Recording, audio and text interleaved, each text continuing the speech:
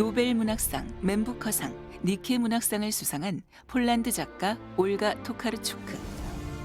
그는 100여 편의 에피소드를 엮어 과거와 현재의 사람들이 삶과 죽음을 겪으며 부유하는 이야기들을 기록한다. 17세기, 흑인이라는 이유로 박제된 아버지의 주검을 되찾기 위해 애원과 호소를 하지만 끝내는 저주의 편지를 보내는 딸의 이야기. 인체를 탐미하다 못해 화학약품에 담가 보존하려는 해부학자. 그리고 이런 이야기의 파노라마 속에서 불쑥 나타나는 공항과 여행 심리학에 대한 이야기들은 독자가 목적지에 다다르기도 전에 새로운 길로 안내한다. 그리고 계속 속삭인다. 움직여, 계속 가. 떠나는 자에게 축복이 있으리니.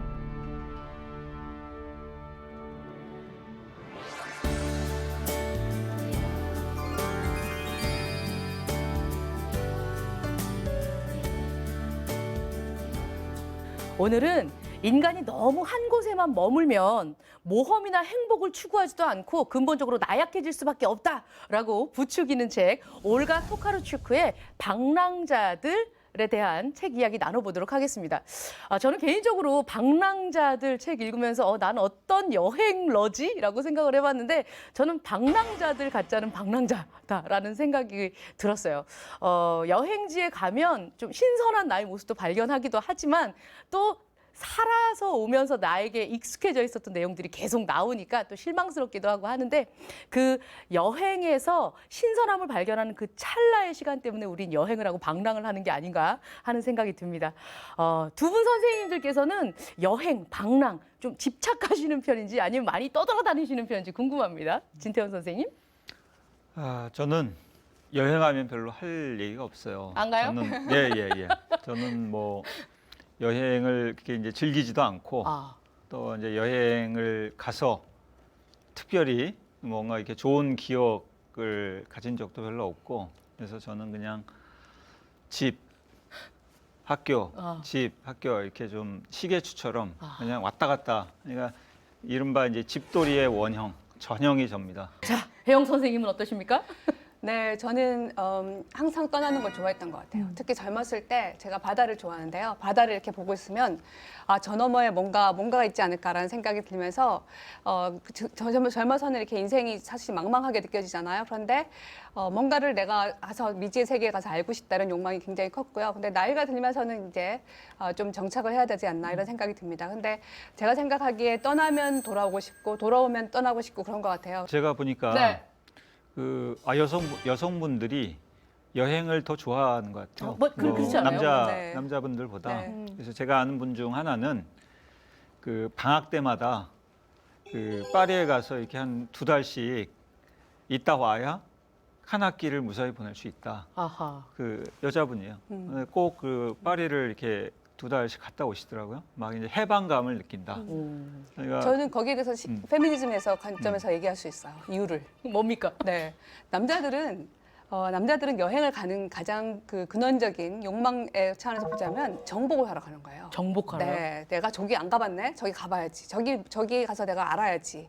뭐 이런 식의 욕구가 훨씬 강하다면 여성들은 관계를 맺으러 가는 거거든요. 그래서 아마도 남성들은 자기가 정복한 곳이 끝나면 더 이상 별로 가고 싶지 않은 거예요. 여기 정착해도 되겠네 이렇게 생각하지만 여성들은 끊임없이 관계를 맺으려고 하니까 새로운 곳에 가서 또 새로운 관계를 맺고 싶어하고 그런 게 아닐까.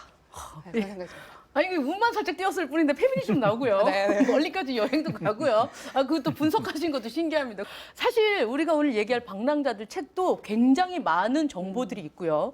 굉장히 다양한 뭐랄까 지식이 담겨져 있습니다. 그런데 처음에는 이게 소설이겠거니 하고 읽었는데 읽다 보면 왜 갑자기 그 인체 모험전에 가 있지? 그리고 뭐지? 앞에 찾아보면 이거 앞에 내용이 아니네. 들쭉날쭉해요 내용들이. 그러다 갑자기 또 노파 얘기도 나오고 여행지에서 만난 사람에 대한 얘기도 나오고요. 어떤 생각이 드셨는지 진태원 선생님 먼저 좀 여쭤보겠습니다. 서술 방식이 굉장히 특이하네요. 그렇죠. 왜 이제 미술에서 보면은 이제 그 폴라주라는 게 있잖아요. 그러니까 이제 굉장히 이질적인 어떤 것들을 이렇게 이제 뭔가 어떤 경우에는 이제 별로 의도 없이 그냥 이렇게 무작위적으로 이렇게 이제 구성을 이제 하는 그런 이제 그 기법 같은 게 있는데, 근데 그 어떻게 보면 이 소설을 그 처음 볼 때 느끼는 인상이 마치 이제 콜라주 같다. 그래서 아마 전통적인 소설의 문법이나 그 기법에 익숙한 분들이 보시면 참 당혹스러울 것 같아요. 맞아요. 예. 근데 아마 제 생각에는 그 이 작가가 이런 식의 이제 서술 방법을 채택한 것은 상당히 좀 어떤 철학적이고 좀 이론적인 그 통찰을 이제 표현한 게 아닐까 싶어요. 그것은 우리가 이제 뭐 흔히 포스트 모더니즘 이제 이런 그 얘기도 하지만 이 작가가 볼 때 뭔가 이 우리가 이제 전통적으로 생각했던 이 뭔가 안정된 이 우주의 질서, 세계의 질서, 세상의 질서 같은 것들이 더 이상 존재하지 않는다. 그래서 이제 우리는 어떤 단편만을 그 경험을 할 뿐이고 그 단편 너머에 이제 세상의 어떤 총체를 인식할 수 있는 그런 길에 이제 그 존재하지 않는다. 그러니까 이제 이 여러 가지 이제 그 단편적인 얘기들을 이렇게 이제 그 구성을 해놓은 게 아닌가. 좀 이제 그런 생각이 들었습니다. 네, 김태원 선생님 말씀에 저도 동감하는데요.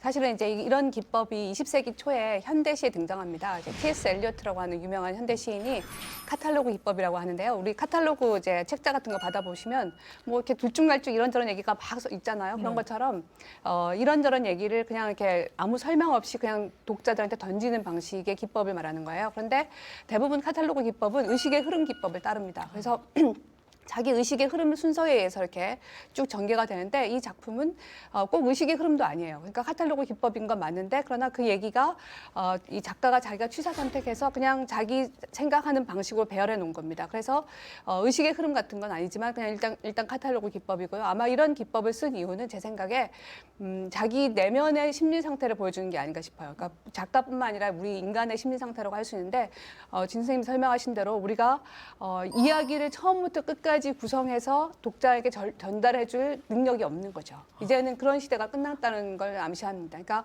내가 처음부터 끝까지 이야기는 이렇게 시작해서 이렇게 끝난 거야라고 자신 있게 설명할 수 있는 힘이 나에게도 없고 독자가 그거를 믿을 거라고 별로 생각하지도 않는 거예요. 그래서 자기가 알고 있는 것에 약간씩만 이렇게 던져주면 독자가 구술을 잘 깨워서 자기 나름 방식으로 이해하면 된다. 이런 것이 여기 이제 깔려 있는 게 아닌가 이런 생각을 했습니다. 그 방금 카탈로그 기법이라고 말씀을 하셨는데 이 기법을 쓰면서 들쭉날쭉하는 것 같지만 항상 주제가 좀 같은 주제인 것 같아요. 예, 계속해서 움직이지 않으면 화석이 될지도 몰라. 움직여. 뭐 이런 얘기를 계속 하고 있습니다. 그래서 오프닝 할 때 부추기고 있다라는 설명을 좀 드렸는데요. 시대와 장소를 불문하고 여러 이야기들 유용합니다.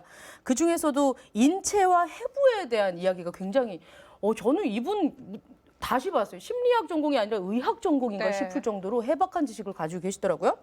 17세기 해부학자 프레데릭 교수나 21세기 블라우 박사처럼 인체가 여행지인 사람도 있고요. 박제된 아버지의 시신을 돌려받기 위해서 황제에게 애원하는 요세피네의 서신도 인상적인 장면으로 나옵니다. 작가가 왜 이렇게 과학적 이런 탐구를 굉장히 쫓아가면서 하고 있을까? 이게 굉장히 궁금해졌거든요. 작품에 보면 제가 상당히 이제 아주 인상 깊게 읽었던 그 대목이 있는데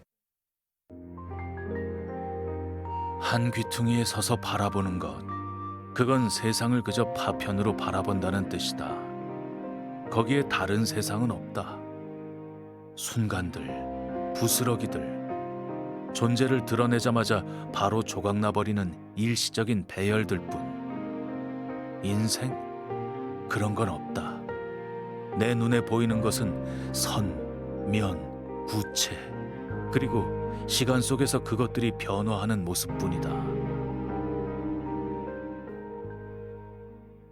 저는 그래서 이제 이 대목이 작가가 이제 그 세상을 보고 또 어떤 세상에 대한 이제 소설적인 재현을 어떤 시도하는 그런 이제 관점을 아주 이제 집약적으로 이제 드러내주고 있다라고 이제 보는데, 그래서 이제 소설가라고 하면 뭔가 그것이 이제 이 세상 전체의 통일성이든 아니면은 자기의 어떤 심리적인 통일성이든 그런 이제 통일성과 전체성을 이제 보여주는 것이 이제 소설의 이제 목표고, 또 소설가라면 이제 당연히 그런 걸 추구해야 한다 이렇게 생각을 하는데, 근데 이 작가는 그 의도적으로 그런 이 세상의 그 통일성, 또 자기의 어떤 그 사상의 그 통일성 이런 것을 추구하는 것을 좀 그 부정하는 것 같아요. 그러니까 그런 것은 존재하지 않는다. 그러니까 이제 소설가는 이제 그런 것을 추구해서는 안 된다.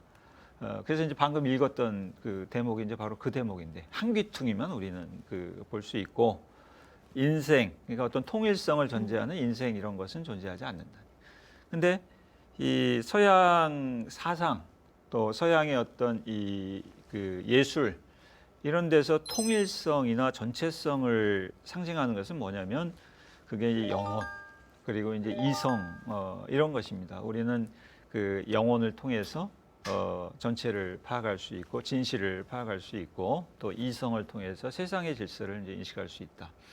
근데 이 작가는 인간의 정신이나 이성 뭐 또 이상 이런 것보다도 신체에 이제 그 관심을 두죠. 그런데 이렇게 그런 전체성을 표현하는 영혼이나 이성과 대비된 신체는 어떤 거냐면 그 굉장히 유한하고 이게 변화하기 쉽고 또 상처받기 쉽고 또 그러니까 뭐 늙고 병들고 하는 이제 그런 신체입니다. 그래서 이 작가가 관심을 기울이는 신체를 보면 그 여러 대목에서 나오지만 그 어떤 불구적인 신체, 그러니까 이제 어려서 죽은 태아의 그 모습이라든가 또는 이제 자기 잘린 다리를 이렇게 이제 그 방부시켜서 이제 보존하려고 하는 이제 그 사람의 모습이라든가 또 그 어떤 흑인의 이제 어떤 신체 또 그 신체의 어떤 이제 특정한 부분 이런 것에 대한 이제 상세한 묘사 그리고 이제 탐구가 이제 이 소설의 굉장히 중요한 모티프를 이제 구성을 하는데 그것은 바로 이제 그 전체적으로 보면 이 세상에 이제 완성된 어떤 질서 이런 것 존재하지 않고 또 우리에게 이제 주어진 본질 같은 거 인간의 본질 같은 것도 존재하지 않는다. 아마 이제 그런 그 생각을 이제 반영한 것 같아요. 그게 이제 이 부분적인 신체, 왜곡된 신체에 대한 이제 좀 탐구로 나타나는 것 같습니다.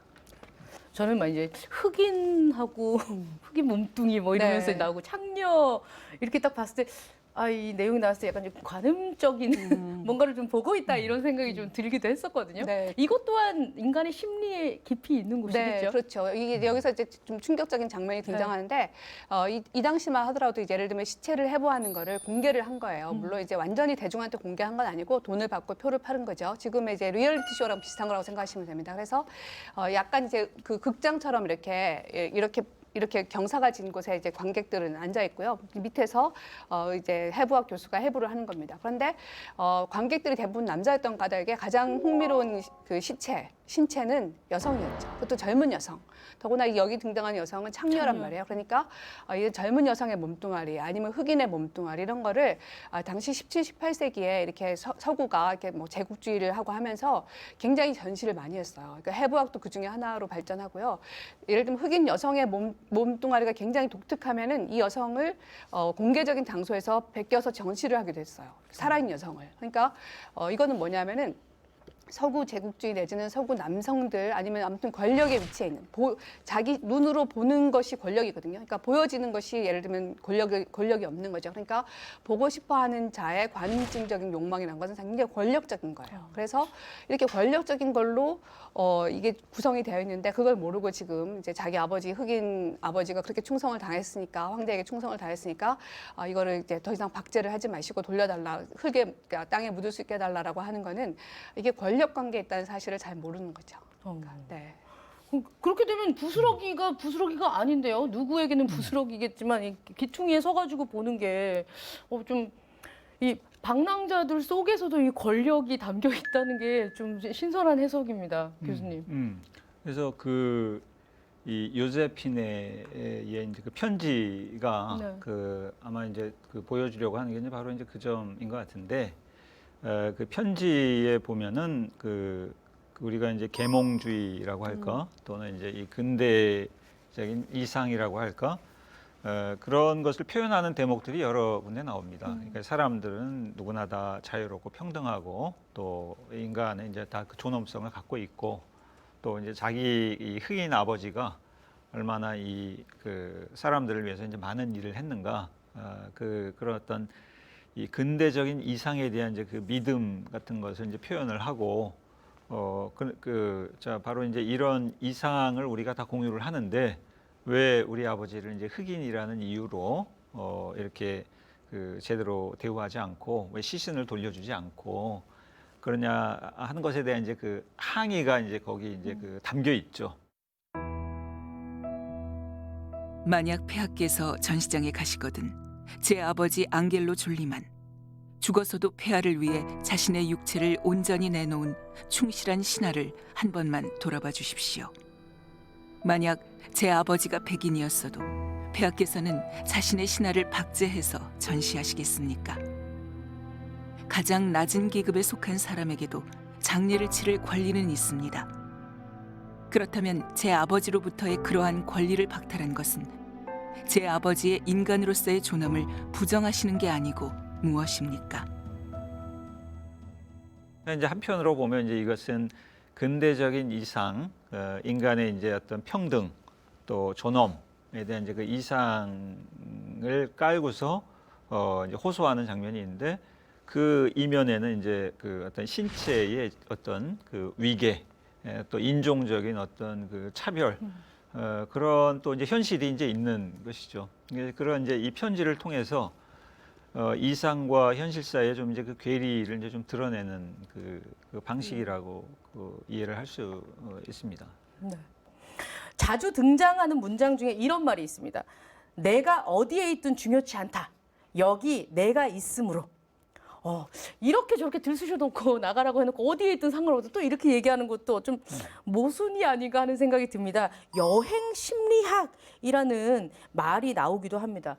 너무 종잡을 수 없어요. 누가 각주 좀 달아주세요. 좀 어렵습니다. 지 선생님. 예, 그 여행 심리학이라는 그 어떤 주제 또는 이제 모티프가 저는 이 소설에서 참 흥미로웠어요.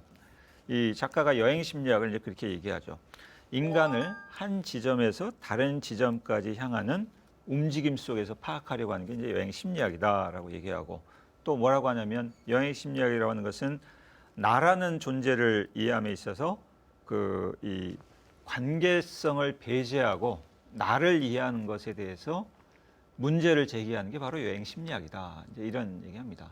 그러니까 여행 심리학의 관점에서 보면 나라는 존재 또는 인간이라는 존재가 그 이미 자기의 이제 그 주어진 본질을 갖고 있어서 그 존재가 뭐 가령 그 파리로 여행을 가든 또는 아프리카의 어떤 그 마을로 여행을 가든 또는 남태평양으로 여행을 가든 그 사람은 자기가 어디로 여행을 가든지 간에 이미 정해진 본질을 딱 갖고 있다. 이런 그 가정에 좀 문제 제기를 하는 거죠.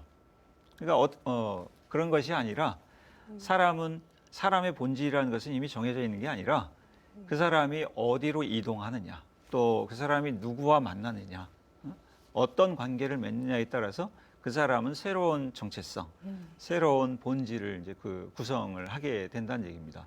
그러니까 이 세상에 통일성이나 어떤 전체성이 존재하지 않는다는 것은 어떻게 보면 이제 회의적이고 부정적인 것처럼 보이기도 하지만 여행 심리학의 관점에서 보면 그게 아니라 우리가 이 세상에 정해진 질서라든가 통일성이 있다고 생각하는 것은 사실 환상이었고, 사실 우리의 이제 인간의 그 정체성이나 본질은 그 여행을 통해서, 그러니까 다른 말로 하면 이때의 여행이라고 하는 것은 관계 맺기죠.